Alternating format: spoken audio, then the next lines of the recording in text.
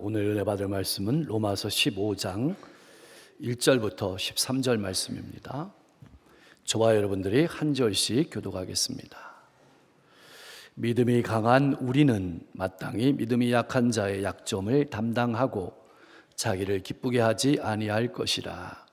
우리 각 사람이 이웃을 기쁘게 하되 선을 이루고 덕을 세우도록 할지니라. 그리스도께서도 자기를 기쁘게 하지 아니하셨나니 기록된 바 주를 비방하는 자들의 비방이 내게 미쳤나이다 함과 같으니라. 무엇이든지 전에 기록된 바는 우리의 교훈을 위하여 기록된 것이니 우리로 하여금 인내로 또는 성경의 위로로 소망을 가지게 함이니이다.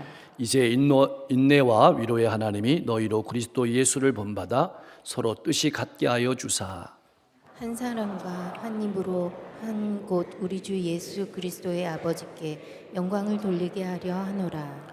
그러므로 그리스도께서 우리를 받아 하나님께 영광을 돌리심과 같이 너희도 서로 받으라. 내가 말하노니 그리스도께서 하나님의 진실하심을 위하여 할례의 추종자가 되셨으니 이는 조상들에게 주신 약속들을 견고하게 하시고 이방인들도 그 긍휼하심으로 말미암아 하나님께 영광을 돌리게 하려 하심이라. 기록된 바 그러므로 내가 열방 중에서 주께 감사하고 주의 이름을 찬송하리로다 함과 같으니라. 또 이르되 열방들아 주의 백성과 함께 즐거워하라 하였으며 또 모든 열방들아 주를 찬양하며 모든 백성들아 그를 찬송하라 하였으며 또 이사야가 이르되 이스라엘 뿌리 곧 열방을 다스리기 위하여 일어나시는 이가 있으리니 열방이 그에게 소망을 두리라 하였느니라. 13절 소망의 하나님이 모든 기쁨과 평강을 믿음 안에서 너희에게 충만하게 하사 성령의 능력으로 소망이 넘치게 하시기를 원하노라. 아멘. 하나님께서 기뻐하시는 교회는 어떤 교회일까요? 하나님께서는 기뻐하는 교회를 이루기 위해서 우리에게 어떤 삶을 살아가기를 원하실까요? 하나님께서는 우리가 강한 믿음을 가지고 살아가기를 원하십니다. 어떤 환경과 상황 속에서도 어떤 삶 가운데서도 흔들리지 아니하고 복음을 따라서 건강한 삶을 살아가기를 원하십니다. 그러한 삶을 살아가려면 끊임없이 하나님의 말씀 앞에 나를 세우고 그 말씀에 내 삶을 내어드려야 합니다. 그렇게 하나님께서 우리를 구원하시고 우리를 말씀 가운데 성숙한 신앙인으로 세워가신다는 사실을 우리에게 또렷이 들려주는 메시지가 로마서의 말씀입니다. 내 힘으로는 할 수 없지만 하나님께서 하신다는 말씀을 선포하신 것입니다. 사랑하는 성도 여러분, 나는 끊임없이 말씀 앞에 나를 세우며 살아가고 있습니까? 그렇다면 우리에게 너무나도 중요한 질문이 생깁니다. 왜 말씀 앞에 말씀 가운데 우리를 세우고 건강하게 살아가기를 바라시는 것일까요? 바로 다른 성도를 받아들일 줄 아는 믿음의 공동체를 세우기 위함입니다. 다른 성도를 받아들일 줄 모르면 결국 신앙은 무너집니다. 모래 위에 지은 집과 같습니다. 평소에는 신앙을 잘하는 것 같아도 문제가 생기면 흔들리고 무너집니다. 이것을 반복합니다. 나의 신앙은 어떻습니까? 믿는 성도와의 관계 속에 자주 실족하고 넘어지는 신앙은 아닙니까? 바람은 분명 눈에 보이지 않아도 우리의 피부로 느껴집니다. 마찬가지로 믿음도 눈에 보이지 않지만 삶을 통해서 분명히 드러납니다. 분명한 것은 우리가 믿는 예수님은 자신의 기쁨을 위해서 인간의 몸을 입고 이 땅에 오신 것이 아닙니다. 저와 여러분들의 구원의 기쁨을 위해서 이 세상에 오셨습니다. 이 말씀은 신앙인은 자신의 기쁨을 위해서 살아가는 존재가 아니라는 뜻입니다. 자신을 위해 일하는 사람이 아니라는 뜻입니다. 자신을 위해 공부하는 사람이 아니고, 자신을 위해 교제하는 사람이 아니고, 자신을 위해 봉사하는 사람이 아니란 뜻입니다. 다른 사람을 기쁘게 할 목적으로 일하고 공부하고 봉사하고 교제하며 살아가는 사람이 바로 그리스도인입니다. 그것이 바로 본문이 선포하고 있는 내용입니다. 사랑하는 성도 여러분, 나는 무엇을 위해 그렇게 열심히 일하고 공부하며 섬기고 교제하고 있습니까? 나를 기쁘게 하기 위함입니까? 다른 이들을 기쁘게 하기 위함입니까? 내가 살아가는 목적을 다시 한번 점검하시길 바랍니다. 믿음이 강한 사람들은 그 힘, 그 물질, 그 지식의 청지기가 되어야 합니다. 하나님께서 내게 맡겨주신 힘, 하나님께서 내게 주신 물질, 하나님께서 내게 주신 지식을 약한 자들을 세우고 그들을 기쁘게 하는 데 사용해야 한다는 말씀입니다. 나는 내게 주신 은사를, 내게 주신 물질을, 내게 주신 건강을, 내게 주신 지식을 어떻게 사용하고 있습니까? 사랑하는 성도 여러분, 어떻게 살아야 우리가 믿음으로 잘 사는 것일까요? 오늘 말씀을 깊이 생각해 보면 그것은 바로 내가 어디에 서 있어야 가장 많이, 가장 값지게 쓰임받을까를 생각해 보면 됩니다. 그런데 우리가 잊지 말아야 될 것이 있습니다. 우리가 이웃을 기쁘게 하는 삶이란 무조건 들어준다는 의미가 아닙니다. 이웃 성도들이 믿음으로 잘 성장하고 성숙할 수 있도록 믿음의 성장과 성숙에 방해가 되는 방해물들을 제거해 주는 겁니다. 다시 말하면 복음의 본질적인 문제가 아니라면 너그럽게 보아주라는 말입니다. 받으라는 말입니다. 오늘 이 로마서, 로마 교회에 보낸 편지죠. 로마 교회 안에는 전통과 간습이 달라도 너무 다른 두 그룹이 존재했습니다. 하나는 유대인 출신의 그리스도인들이고 하나는 이방인 출신의 그리스도인들이었습니다. 문제는 유대인 출신의 그리스도인들은 먹는 것, 절기를 지키는 것에 대해서 전혀 다른 삶을 살아왔습니다. 특히 유대인 그리스도인들은 정결법을 고집하며 부정한 음식을 멀리했습니다. 그래서 하나님께서 베드로 사도에게 이방인의 백부장 고넬료를 만나러 보내실 때 먼저 환상을 보여주셨습니다. 환상 중에 주님께서 부정한 동물을 잡아먹으라고 하셨을 때 베드로는 이렇게 대답했습니다. 주여, 그럴 수 없습니다. 속되고 깨끗하지 아니한 것을 내가 결코 먹지 아니했습니다. 당시에 시장에 나오는 음식들이 많았는데 그 음식의 대부분이 이방 신전에 바쳐졌던 음식이었습니다. 유대인 그리스도인들은 이 문제에 대해서 자유롭지 못했습니다. 반면 이방인 출신의 그리스도인들은 이 문제에 대해서 자유로웠습니다. 자유하게 먹었습니다. 그런 상황 가운데서 바울 사도를 통해서 말씀하시는 겁니다. 중요한 것은 이것입니다. 바울은 음식과 율법에 자유롭지 못했던 유대인 그리스도인들을 향해서 왜 너는 믿음이 그 정도밖에 안 되냐고 책망하지 않았습니다. 오히려 믿음이 강하다고 하는 이방인 출신 그리스도인들을 향해서 권면한 겁니다. 이렇게 권면했습니다. 있는 그대로 받아들이라. 왜 그렇게 말했을까요? 그것이 복음의 본질적인 문제가 아니었기 때문입니다. 또한 그리스도인은 자기를 기쁘게 하는 삶을 살아가는 사람이 아니었기 때문입니다. 나는 어떻습니까? 본질적인 문제가 아니라면 사람을 받아들이고 있습니까? 다른 성도들 있는 모습 그대로 받아들이고 있습니까? 그렇다면 왜 우리가 그러한 삶을 살아야 할까요? 3절 말씀에 분명하게 기록되어 있습니다. 예수 그리스도께서 자신의 기쁨을 위해서 살지 않으셨기 때문입니다. 여러분, 예수님께서 십자가에 달리실 때에 아무도 고마워하지 않았습니다. 조롱과 모욕이 넘쳐났습니다. 그래도 예수님은 그 길을 묵묵히 가셨습니다. 그리고 이렇게 말씀하셨습니다. 아버지여, 저들의 죄를 사하소서. 저들은 자기가 하는 일을 알지 못합니다. 이것이 전부였습니다. 우리도 신앙생활 하다 보면 사랑하죠, 용서하죠, 감사하죠, 봉사하죠. 이럴 때 있습니다. 그러다가 지쳐서 마음으로 이렇게 외칠 수 있습니다. 적어도 감사를 표현하지 않습니까? 내가 못 본 용서했으면 저 사람도 나에게 용서해 주어야 되지 않습니까? 적어도 이건 아닙니다. 이제는 안 하겠습니다. 주님이라면 그 같은 상황에서 어떻게 말씀하셨을까요? 이렇게 말씀하시지 않으셨을 겁니다. 묵묵히 하실 일을 하셨을 것입니다. 중요한 것은 내 기준으로 살았느냐, 이웃을 기준으로 살았느냐는 것입니다.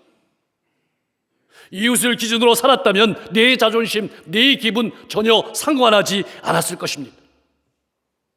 만약 여러분의 마음속에 그런 마음이 든다면, 나는 지금까지 나를 기준으로 신앙생활을 했구나 라고 생각하십시오. 사랑하는 성도 여러분, 나는 늘 주님이라면 어떻게 하셨을까를 생각하면서 신앙생활하고 있습니까? 가정과 일터와 이웃 가운데서 어떤 기준을 가지고 살아가고 있습니까?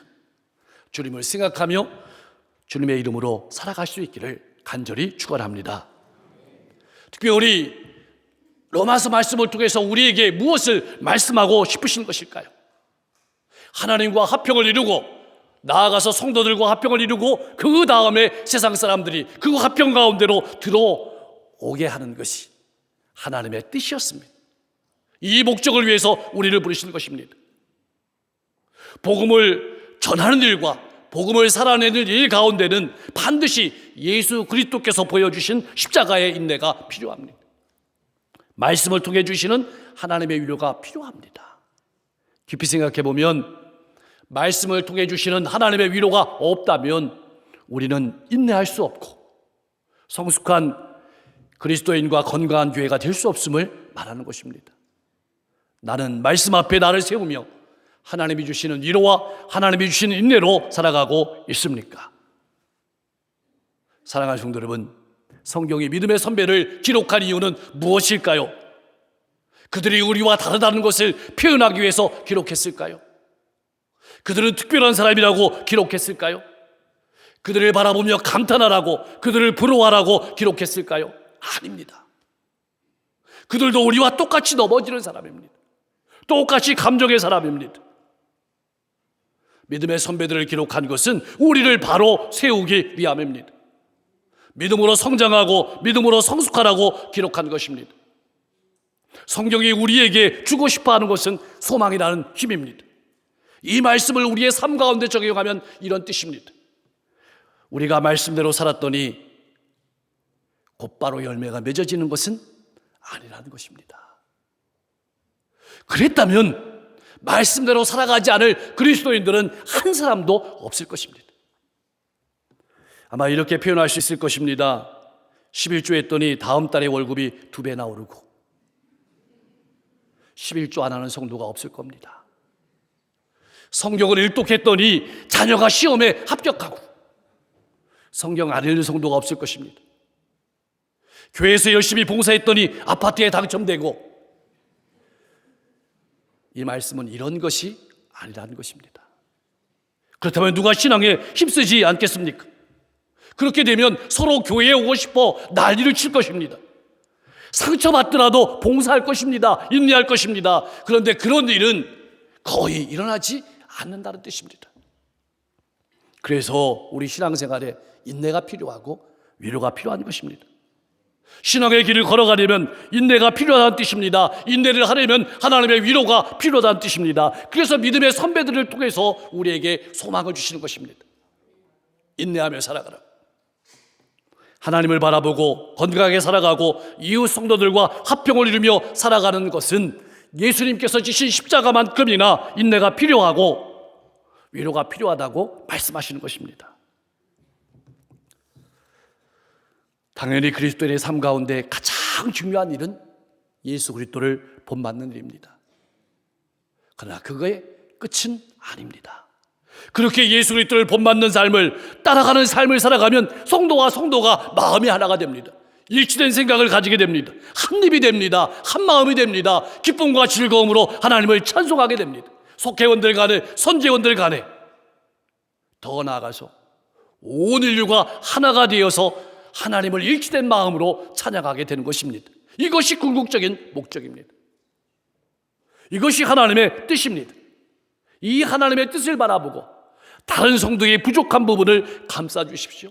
세워주십시오. 함께 찬송하십시오. 오늘 말씀 속에서 가장 중요한 말은 서로 받으라는 말입니다. 여러분, 받으라는 말은 그냥 받으라는 정도가 아닙니다. 공격적으로, 적극적으로 수용하는 태도를 말합니다. 만일 하나님께서 우리의 이것저것을 따지셨다면 우리 중에 아무도 하나님이 받지 않으셨을 것입니다. 다른 조건은 없습니다. 오직 예수 그리스도 안에서 누구나 받아주는 것이 교회입니다. 마찬가지입니다. 하나님께서 우리를 받아들이신 것처럼 우리도 서로를 받아들이기 위해서 예수 그리스도께서 걸어가셨던 그 과정을 밟아야 합니다.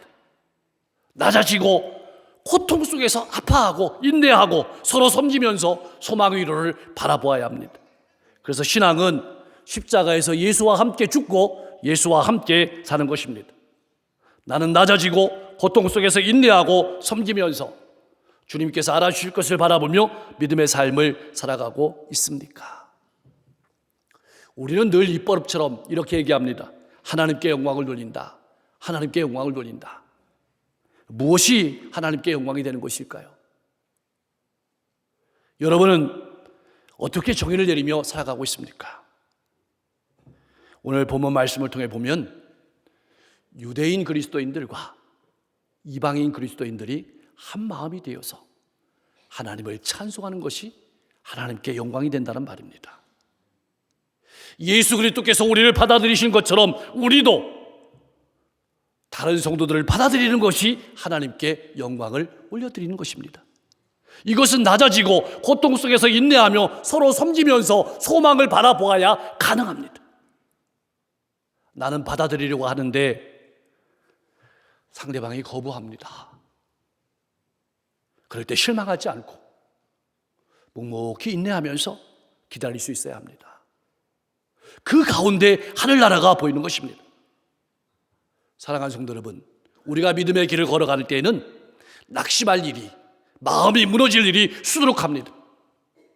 내 자존심을 내려놓는 일이 그렇고 약한 자를 섬기는 일이 그렇습니다. 한 마음으로 믿음 안에 서는 일은 더욱 인내를 요구합니다. 하지만 그것이 하나님이 우리를 부르신 목적입니다. 그 일이 하나님께 영광이 된다는 사실을 한시라도 잊으면 안 됩니다. 그렇게 하나님께서 이스라엘을 구원하시고 이방을 구원하시고 온 인류를 구원하시는 것입니다. 8절부터 12절 말씀에는 4번씩이나 열방이란 말이 언급됩니다. 그 말은 강조하는 것입니다. 그만큼 다시 말하면 어떤 어려움이 있을지라도 감당하며 인내하며 소망을 가지고 하나님의 역사를 바라보며 기다리며 살아가는 것이 그리스도인의 삶이다. 그렇게 말하는 것입니다. 남들에게 바보란 소리를 듣더라도 말씀을 붙잡고 살아가는 것이 하나님께 영광이 된다는 말입니다. 남보다 뒤떨어지고 손해를 보더라도 진실하고 정직하게 살아가는 것이 하나님께 영광이 된다는 말입니다. 나의 삶은 하나님께 영광을 돌리는 삶입니까? 사랑하는 성도 여러분, 우리가 믿음으로 말씀을 붙들고 살아갈 때 하나님께서는 우리의 인생 가운데 소망을 넘치게 하십니다. 여러분, 이 말씀을 뒤집어 생각해보고 깊게 생각해보면 우리가 믿음으로 살아도 세상은 우리를 주의하지 깊게 바라보지 않는다는 것입니다. 무슨 말일까요? 하나님의 소망은 세상을 바꾸는 데 있는 것이 아니고 믿는 우리를 바꾸는 데 있습니다. 왜 그럴까요? 우리를 통해서 세상으로 하여금 하나님을 보게 하시는 겁니다. 하나님을 나타내시는 겁니다. 나아가서 구원을 얻게 하시기 위함입니다. 기억하십시오. 신앙에는 나 홀로 하나님 앞에 서야 될 때가 있습니다. 눈물 뿌려 기도하고 말씀 앞에 나를 세우고 말씀을 붙잡고 말씀대로 살려고 몸부림치는 삶이 그 하나입니다. 또 하나는 그렇게 말씀 앞에 나를 세우고 기도하고 몸부림치는 삶이 다른 성도와의 관계 속에서 열매를 맺어야 합니다. 나 혼자 살면 절대로 신앙은 성장하고 성숙할 수 없습니다. 그래서 서로를 붙여주시는 것입니다. 교회는 어떤 곳일까요? 어떤 곳이 되어야 할까요? 예수 그리스도께서 섬김으로 종노릇하는 모습을 보여주며 하나님께 영광을 돌리신 것처럼 우리도 서로 용납하고 받아들이는 곳입니다. 주님께서 보여주신 사랑으로 서로 섬기는 곳에 하나님의 나라가 있습니다. 하나님께서 보여주시는 소망은 우리로 하여금 항상 미래를 기대하게 합니다. 미래를 바라볼 수 있게 합니다. 소망이 있는 곳에 기쁨이 있습니다. 소망이 있는 곳에 평안이 있습니다. 소망이 있는 곳에 노래가 있습니다. 우리 모든 믿는 자들이 이 소망을 가질 때 한 마음과 한 뜻이 되어서 하나님을 찬양하고 그리고 나아가서 하나님 나라를 바라보고 건강한 교회로 서게 되는 것입니다. 이러한 소망을 가지고 기쁨과 평강이 넘치는 삶을 가정에서도 일터에서도 이웃에서도 살아가며 여러분의 삶이 하나님을 나타내는 복된 삶이 될 수 있기를 주님의 이름으로 간절히 축원합니다. 기도하겠습니다. 어떤 삶과 환경 속에서도 복음을 따라 건강한 삶을 살아가며 하나님을 기쁘시게 하는 신앙인이 되게 하여 주시옵소서. 복음의 본질적인 문제가 아니라면 나와 다른 생각을 가진 성도들도 있는 그대로 받아들일 줄 아는 신앙인이 되게 하여 주시옵소서. 우리가 살아가는 믿음의 길과 여정 가운데 바로 열매가 맺어지지 않는다 할지라도 낙심하지 않고 예수 그리스도의 십자가를 바라보며 인내하며 묵묵히 걸어가게 하여 주시옵소서. 가정에서 일터에서 이웃 가운데서 바보란 소리를 듣더라도 때로는 손해를 보더라도 때로는 시대에 뒤떨어지는 것 같더라도 진실하고 정직하게 살아가며 하나님을 나타내는 삶이 되게 하여 주시옵소서. 그래서 다른 사람을 구원하는 축복의 통로로 복된 삶을 살아가게 하여 주시옵소서. 환절기입니다. 우리 성도님들 영과 육을 강건케 하여 주시옵소서. 무엇보다 시대가 너무나도 어렵습니다. 전쟁이 있고 기근이 있고 재해가 있고 분열이 있습니다. 전쟁이 그치고 평화가 정착되게 하시고 분열이 그치고 하나를 이루게 하옵소서. 특별히 지역과 민족과 세계열방 시대를 이끌어가는 위정자들이 하나님을 두려워하고 국민을 존경하는 정치를 하게 하시고 상생하는 정치를 할 수 있도록 역사해 주시옵소서. 우리 주변의 어려운 이웃들을 하나님이 우리를 사랑하신 것처럼 사랑하며 섬기며 살아가게 하시고 진로의 길을 앞두고 열심히 공부하고 있는 모든 수험생들 하나님께서 그 인생에 꼭 맞는 길을 열어주시고 기쁨과 즐거움으로 걸어갈 수 있도록 역사해 주시옵소서. 병석에서 신음하고 있는 모든 환우들 그 침대 가운데로 그 인생 가운데로 아픔의 자리 가운데로 하나님 친히 신방하셔서 만지시고 고치시고 깨끗하게 하시고 힘있게 하여 주시옵소서. 복음을 들고 한 영혼 한 영혼에 다가가시는 선교사님들의 발걸음을 힘있게 하시고 수많은 영혼들이 주님께 돌아올 수 있도록 역사해 주시며 우리 성도들이 간절히 눈물 뿌려 기도하는 모든 기도의 제목들이 하나님의 뜻 가운데서 풍성한 열매 맺을 수 있도록 역사해 주시옵소서. 예수 그리스도의 이름으로 간절히 기도하옵나이다.